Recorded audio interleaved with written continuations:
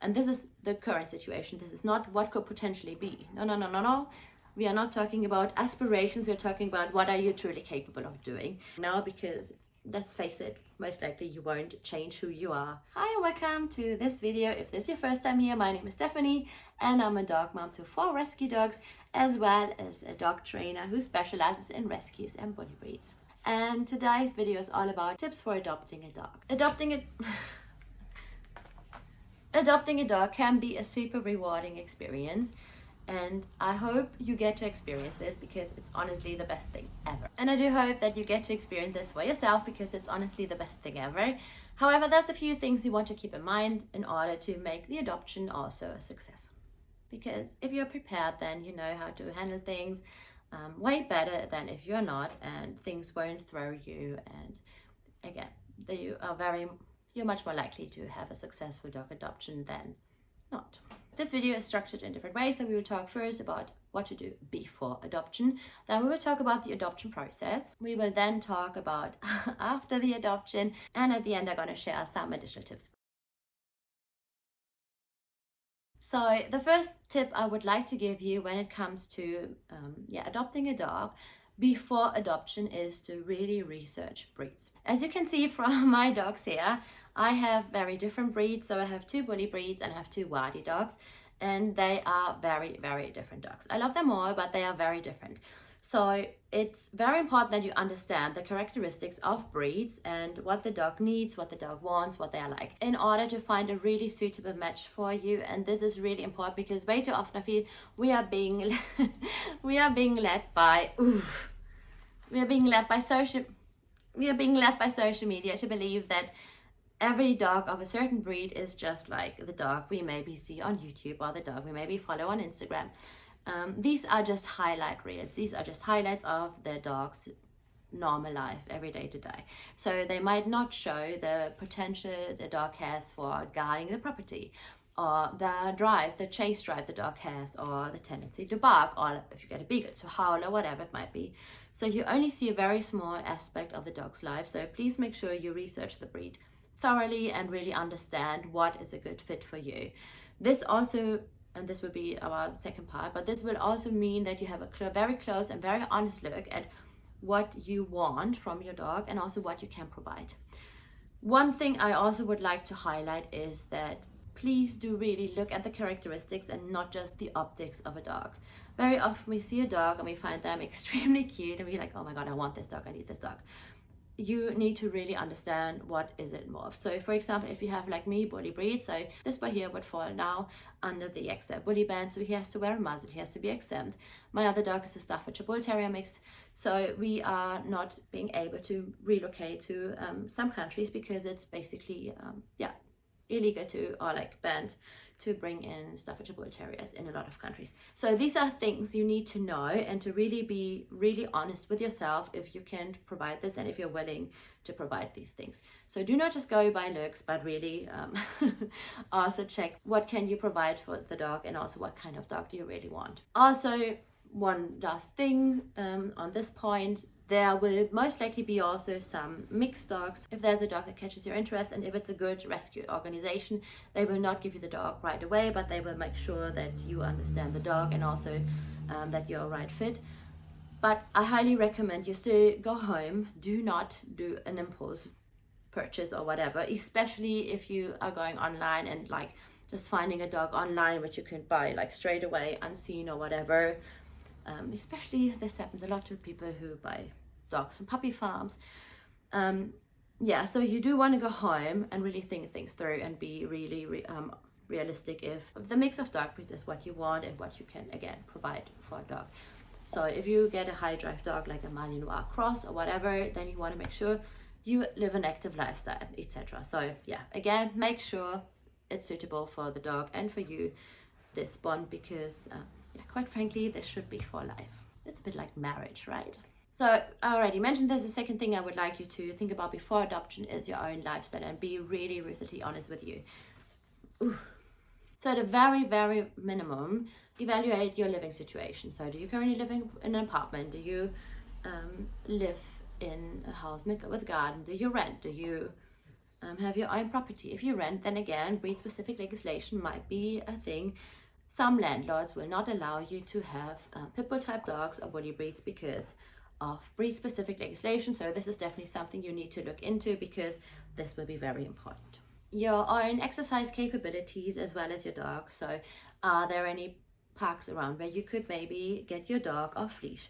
Some rescue organizations have a on-lead policy. If you have a dog, again, someone like my boy, who would be under the ban, you can't rehome them in the UK, but like somewhere else, then is it safe for your dog to be exercised without the leash? If not, is there a place you can rent around your place where you can give the dog the exercise they need? If you adopt a very active dog, are you interested in an active lifestyle? Do you lead an active lifestyle? And this is the current situation. This is not what could potentially be. No. We are not talking about aspirations. We're talking about what are you truly capable of doing. And this is more or less what you're capable of doing now, because let's face it, most likely you won't change who you are only because you adopt a dog who loves running. This doesn't make you a runner, right? So yeah, make sure you are honest with yourself. As well as time commitment. So is it realistic for you to have a dog? Are you around a lot? Are you working most of the day? Will the dog be with you? If you adopt a dog like a bully breed, like this couch potato here, then you need to be around because they need human contact. And if you can't be around, you have the opportunity to get a dog sitter. You have someone you trust. These things in place for you, etc. So all of this, at a minimum, is something you want to reconsider. You also want to think about the budget as well as the costs involved with adopting a dog, and whether this is from a shelter, whether this is getting a puppy or whatever. Count in the adoption fee, count in all the costs of initial vet appointments, to also get everything you need. For example, bed, food, bowls, leash, harness, ID tags, vaccinations, whatever it might be. Muzzles if needed, etc. So you want to account for this, and also I highly recommend you have an emergency fund just in case something comes up. Then you also want to make sure that your home is prepared and dog friendly and dog safe. That your home has a safe space where your dog can withdraw, that your home is also chew proof and basically puppy proof, because you don't know the living situation of the dog before. They might have never lived in a house, so you want to make sure it's safe for them. You also want to have all the necessary supplies ready, and if you want any help with like budgeting or like a checklist what you need in case you get a new dog, then please check the description. I will put a link to a download I created as well as a blog post where you can find basically checklists and everything you need to. So I can help you take off your mind of the planning, because I've already done this for you. So let's talk about the adoption process. So when it comes to the adoption process, you do want to visit shelters and rescues. This is also the case if you are looking into puppies. Please do consider getting a puppy from a rescue organization or a responsible breeder. However, it's sometimes very difficult to understand who is responsible breeder. Please, at all costs, do make sure you avoid puppy farms or support unethical breeding, because for backyard breeders, pet shop dogs, etc., pet shop puppies, because you in the long haul support really cruel breeding practices, and this is the dogs are money-making machines, so you please do not support this, and you do want to be really responsible about where you shop your dog, right? So find rescue organizations that are right, that have a proper process, that treat the dogs well, and also find the organizations that basically cater to your needs. So you can check dogs online, of course, and if you know already which breed you want, then there's different organizations for different breeds. So there's, for example, in the UK, we have Beds for Bullies if you want a bully breed. There are organizations like Many Tiers where they have a lot of purebred dogs or designer breeds, because they rescue a lot of dogs from said puppy farms. So you can find nearly every breed, every type of dog in the shelters. Just make sure you're going to find the right shelter where you can basically find the dog of your dreams. Please do make sure you meet the dogs in person so you can learn more about their histories, about their personalities, and understand what they need, what their behavior is like, and also if you vibe with the dog, because sometimes if we only see dogs on pictures, you know, it might be very different than when we see a dog in person. If you adopt a dog from abroad, like one of our lovely waddies here, Chucky, can you stop licking? Can you stop licking when you're on my video? Thank you. Boys. So if you adopt a dog like ours here from Oman, then seeing the dog in person is not an option, because basically these dogs are in Oman, and if you, well, the only way to do so is by flying to Oman. So in this case, it's really important that you have a chat with the rescue organization. In our case, this would be Laura, Liz, or me. That you talk to the foster parents if the dog is currently in foster, etc. That you try to understand the dog as best as you can. And I filmed the whole video about the differences of adopting a dog locally versus adopting a dog from abroad. So if you have any questions about adopting a dog from abroad, please do chat with me. But otherwise, I just go ahead with the examples of adopting locally, because most likely this is what most of you would do. Then if you meet the dog, please do take the time to talk to the staff there about the dog's personality, about the dog's history, about their characteristics, about their needs for training, about basically anything that is relevant. You do want to get a proper picture, as proper as possible, of what to expect, so that you know you can be prepared. Some dogs might have never lived in a house or have had neglect, etc. So you need to factor in some more time, some more training, maybe some more experience to work through their anxiety. You might need to consider potty training your adult rescue dog. And if you need to, please again get in touch. I do have resources for this as well. And there's just so many things that you can help basically to prepare yourself, and also to set yourself and the dog up for success by just asking questions and learning most about the dog. And again, please don't be led by these cute faces, because they are so cute, but take your time to really assess if this is the right dog for you. I know it's incredibly hard when you see their gorgeous faces and you just want to adopt all of them, but also realistically, are you the right person for this dog, and can you fulfill the dog's needs? This might also be, are you strong enough to hold the dog, etc. All of these things, please be honest with yourself, because this will be very important whether the adoption is a success or not. Another part of the adoption process is also to obviously consider your family, or any person, hi Zisa, or any person that is involved with your dog or involved with adopting a pet. So this could be your family members, so this could be your children, this could be your partner, but also maybe your family. As I said before, not with all breeds it's easy to travel abroad, but not with all breeds it's super easy to find someone to look after them. So is it likely you would have to relocate to, for example, your home country if you live like me abroad? Is there any breed specific legislation you need to pay attention to? Do you have any pets that need to be considered? Does the dog need to be cat safe, etc.? So really do consider your family as well. You want to ensure that you're a good match, and also that there is safety involved for everyone. This also includes things like living environment, not just like your lifestyle or where you live, but also, do you live close to a city? Would it be a dog?